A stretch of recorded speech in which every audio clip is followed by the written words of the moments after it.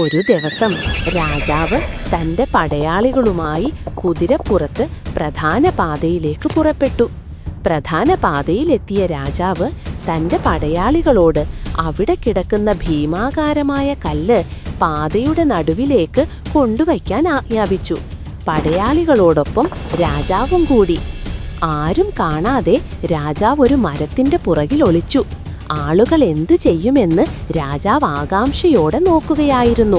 സമ്പന്നരും കച്ചവടക്കാരും ധനികരും കാൽനടയായും കുതിരപ്പുറത്തും അതുവഴി വന്നു.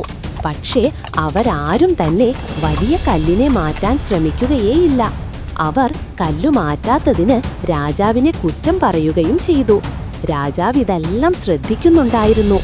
അങ്ങനെ കുറെ നേരത്തിനു ശേഷം ഒരു കർഷകൻ പച്ചക്കറി വണ്ടിയുമായി അതുവഴി വരുന്നുണ്ടായിരുന്നു. അയാൾ തീർത്തും അവശനായിരുന്നു. പെട്ടെന്ന് ആ കർഷകൻ തന്റെ മുന്നിൽ ആ വലിയ കല്ല് കിടക്കുന്നത് കണ്ടു. കർഷകൻ അതെങ്ങനെ വഴിയിൽ നിന്നും മാറ്റാമെന്ന് ചിന്തിച്ചു.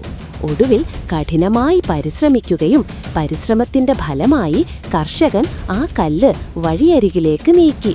ഇതെല്ലാം രാജാവ് ആശ്ചര്യത്തോടെ നോക്കി നിൽക്കുന്നുണ്ടായിരുന്നു.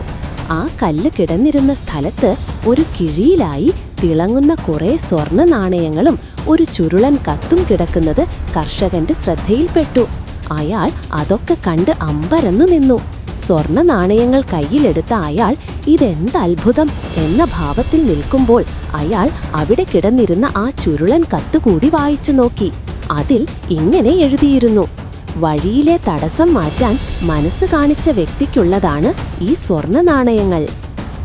ഈ കഥയുടെ ഗുണപാഠം എന്തെന്നാൽ, നമ്മുടെ ജീവിതത്തിൽ വരുന്ന ഓരോ തടസ്സവും നമ്മുടെ അവസ്ഥ മെച്ചപ്പെടുത്താനുള്ള ഓരോ അവസരങ്ങളാണ്.